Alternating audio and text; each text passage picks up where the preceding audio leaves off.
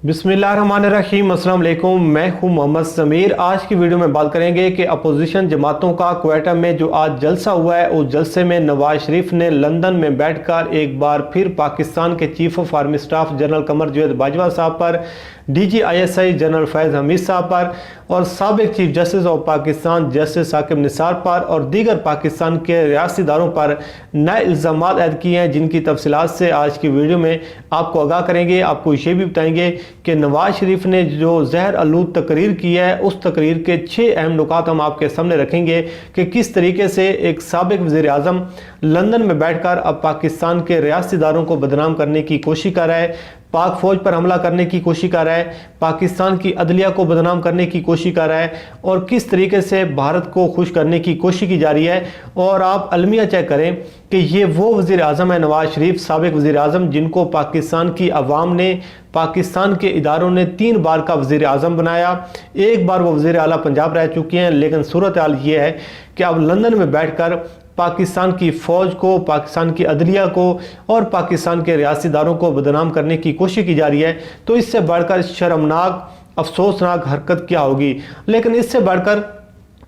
जो क्वेटा के जलसे में सबसे अफसोसनाक और सबसे जो एक दुख की बात यह है कि वो तमाम अनासर अब एक पेज पर इकट्ठे हो चुके हैं जो बुक्स से इमरान में आकर और पाक फ़ौज के बुक्स में आकर इस सतह तक पहुंच चुके हैं कि उनके नज़दीक पाकिस्तान की दुश्मनी भी कोई मायने नहीं रखती। और आज क्वेटा के जलसे में बलूचिस्तान आज़ाद रियासत का नारा लगाया गया। इस हवाले से भी आज की वीडियो में आपको आगाह करेंगे। लेकिन उस नारे के चंद लम्हों बाद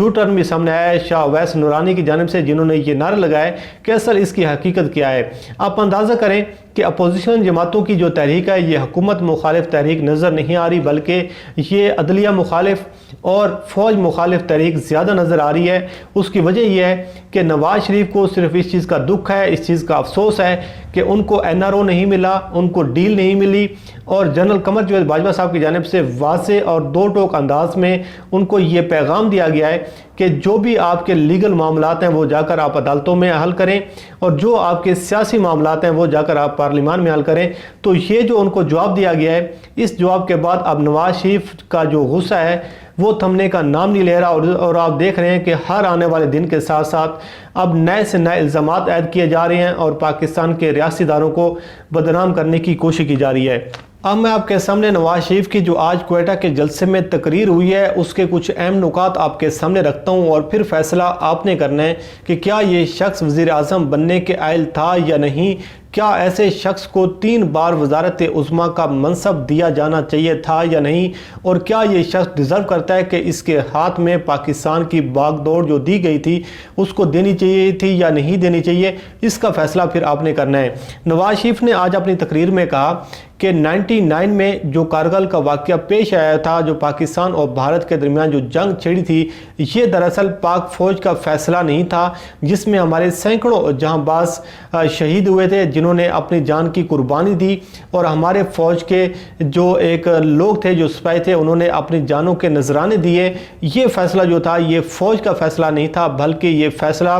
चंद जर्नलों का फ़ैसला था, जिसकी वजह से पाकिस्तान को इतनी बड़ी जो है रुसवाई का सामना करना पड़ा, पाकिस्तान को इतने बड़े लेवल पर नुकसान का जो है वो सामना करना पड़ा। और ये फ़ैसला जो था ये पाक फ़ौज का फ़ैसला नहीं था। और आपको ये भी याद होगा कि जब कारगिल हुआ तो उस वक्त वज़ीर आज़म कौन थे, वो भी नवाज शरीफ थे। और आपको ये भी याद होगा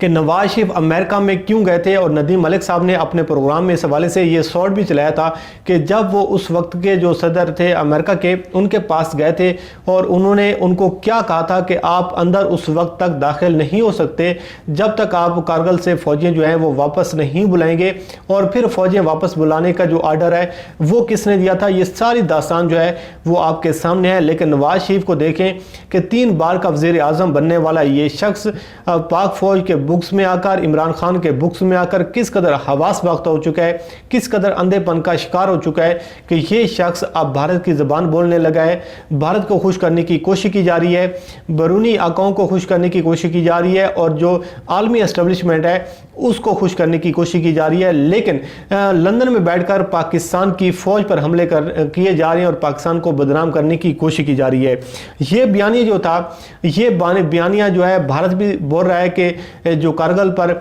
जो जंग छिड़ी थी ये पाक फौज का फैसला नहीं था, चंद जर्नलों का फैसला था। और आज नवाज शरीफ जो है वो भी वही ज़बान इस्तेमाल कर रहे हैं। उसके बाद उन्होंने आज ये कहा कि कराची में और लाल मस्जिद में जो कत्ल व गारत की गई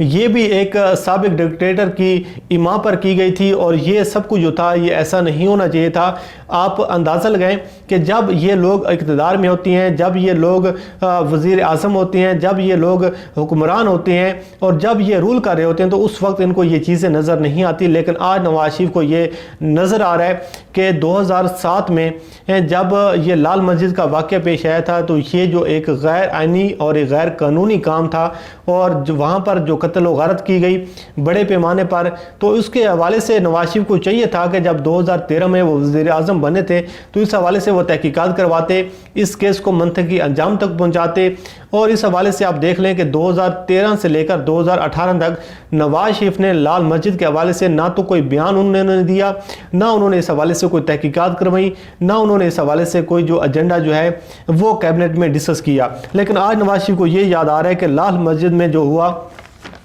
वो वहाँ पर जो कत्ल गारत की गई थी वो एक डिक्टेटर ने करवाई थी। वो उसके साथ साथ वो ये भी कहते हैं कि मुल्क में धांधली का फैसला फ़ौज ने नहीं बल्कि चंद किरदारों ने करवाया था कि अपने एक मनपसंद लाडले को लेकर आना है और नवाज शरीफ को इक़्तिदार से बाहर करना है, और इमरान खान को लाने के लिए और इमरान खान को मुसल्लत करने के लिए चंद किरदारों ने ये फ़ैसला किया था। ये फ़ैसला फ़ौज का नहीं था, और इसलिए वो कहती हैं कि जो पाकिस्तान की फ़ौज के चीफ़ ऑफ आर्मी स्टाफ हैं जनरल कमर जावेद बाजवा साहब, वो और ISI के जो DG हैं जनरल फैज़ अमीर साहब, उनको इस बात का जवाब देना चाहिए कि उन्होंने इमरान खान को क्यों मुसल्लत किया, उन्होंने ये फ़ैसले क्यों किए, और उनको ये इस बात का जवाब देना होगा। आप अंदाज़ा लगाएं कि ये पाक फ़ौज का मोरल डाउन करने की बात अगर नहीं है तो और क्या कुछ है कि एक फ़ौज की जब बात की जाती है तो उसमें ये कहा जाता है नवाज शरीफ की जानिब से कि चीफ़ ऑफ आर्मी स्टाफ जो हैं वो एक किरदार हैं, वो एक जो है वो पाकिस्तान पर मुसल्लत करने के लिए वो ब्लैक मेलिंग करते रहे, वो पाकिस्तान में साजिशें करते रहे, वो पाकिस्तान की जमहूरियत को नुकसान पहुंचाने के लिए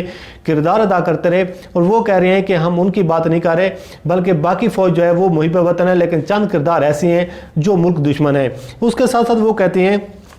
कि जनरल फैज़ हमीद एक हाजिर सर्विस जज के घर पर गए और उन्होंने उनको जाकर कहा कि आप अगर नवाज शरीफ को और मरीम नवाज़ को जेल में नहीं डालेंगे इलेक्शन 2018 तक और उस वक्त तक कि जब तक रिज़ल्ट अनाउंस नहीं हो जाते तो उसके बाद फिर ये होगा कि नवाज शरीफ और मरीम नवाज़ को अगर जेल में नहीं डाला जाता तो हमारे 2 साल की जो एक मेहनत है उस पर पानी फिर जाएगा और आपने ये ज़रूर करना है। नवाज शरीफ का कहने का ये मकसद था कि मरीम नवाज़ को और नवाज शरीफ को जो जेल में डलवाया गया था ये जनरल फैज़ हमीद ने डलवाया। तो ये उन्होंने एक नया इल्ज़ाम लगाया आज की तकरीर में और उन्होंने ये कहा है कि उनसे जाकर ज़बरदस्ती के फैसले करवाए गए। इसके बाद नवाज शरीफ ये भी कहते हैं कि साकिब निसार के NRO ने इमरान खान को हुकूमत में लेकर आने में अहम किरदार अदा किया और साकिब निसार जो कि साबिक चीफ जस्टिस ऑफ पाकिस्तान है उनका NRO इमरान खान को नहीं बचा पाएगा। बहरहाल इसके हवाले से उन्होंने लापता अफराद के हवाले से भी बात की और भी इल्ज़ामात कुछ ऐड किए।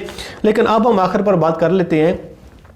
कि ये कुछ अहम नुकात थे जो उनकी तकरीर में से हमने आपके सामने रखे और फैसला फिर आपने करना है कि क्या ये जो शख्स है ये 3 बार का वज़ीर आज़म बनने के अहल है या नहीं था, इसको क्यों मुसलत किया गया था और क्या ये शख्स डिज़र्व करता था कि इसको 3 बार का वज़ीर आज़म बनाया जाता। बहरहाल ये एक सवाल जो है इसका जवाब आपने देना है। अब हम आखिर पर बात कर लेते हैं कि PDM के जलसे में जो PDM के रहनुमा भी हैं और जमीयत उलमा पाकिस्तान के जनरल सेक्रेटरी भी हैं अवैस नूरानी, उन्होंने आज एक बयान दिया जिसमें उन्होंने बलूचिस्तान में खड़े होकर ये कहा है कि हम ये चाहते हैं कि बलूचिस्तान को आज़ाद रियासत बनाया जाए और ये हमारा मुतालबा है। और आप अंदाज़ा लगाएं कि ये उनका PDM का असल मिशन है, असल मकसद है और PDM का जो असल नारा भी यही है कि बलूचिस्तान को आज़ाद करवाया जाए। और ये किसकी बात कहा जा रहा है, किसकी ज़बान बोली जा रही है, किसकी इमा पर यह बयान दिया जा रहा है और कौन ये चाहता है कि बलूचिस्तान को आज़ाद रियासत बनाया जाए, बलूचिस्तान को पाकिस्तान से अलग किया जाए।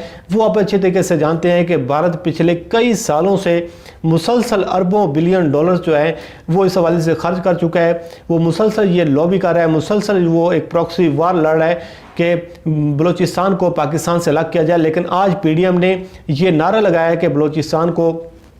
پاکستان سے الگ کر کے ایک آزاد ریاست بنایا جائے. اور جب یہ انہوں نے نعرہ لگایا تو اسی سٹیج پر مریم نواز بھی موجود تھی, مولانا فضل الرحمان بھی موجود تھے, بلاول زرداری بھی موجود تھے, اور اس کے ساتھ نواز شریف بھی موجود تھے. اور آپ اندازہ لگائیں کہ یہ ہے وہ پی ڈی ایم جس کے حوالے سے عمران خان بار بار کہہ رہی ہیں کہ یہ بھارت کا ایجنڈا بیچنے کی کوشش کر رہے ہیں. بہرحال اس کے کچھ لمحوں بعد انہوں نے یو ٹرن لیا اور انہوں نے کہا کہ میرے اس بیان کو سیاق و سباق سے ہٹ کر پیش کیا گیا ہے, اور میرا یہ مقصد نہیں تھا. پاکستان سے بلوچستان کو کوئی جدا نہیں کر سکتا, بلوچستان پاکستان کا لازم جزو ہے. اب یہ ایک نیا جو ہے عوام کو لولی پاپ دینے کی کوشش کی جا رہی ہے. لیکن اگر آپ ویڈیو سنیں گے تو اس میں آپ کو اچھی طرح اندازہ ہو جائے گا کہ اویس نورانی نے جو نعرہ لگایا ہے وہ کس طریقے سے سیاق و سباق سے ہٹ کر پیش نہیں کیا گیا, اور نہ اس میں کوئی چیز جو ہے وہ رد و بدل کی گئی ہے. لیکن اب صورتحال یہ ہے کہ اس سے یو ٹرن بھی لیا جا رہا ہے. تو یہ ہے ان کا اصلی چہرہ جو آج ہم نے آپ کے سامنے رکھا. اس حوالے سے جو بھی اپنا فیڈ بیک ہو ضرور ہمیں دیجیے گا. اللہ کریم آپ کا حامی ناصر ہو. مجھے دیجیے اجازت. اللہ حافظ.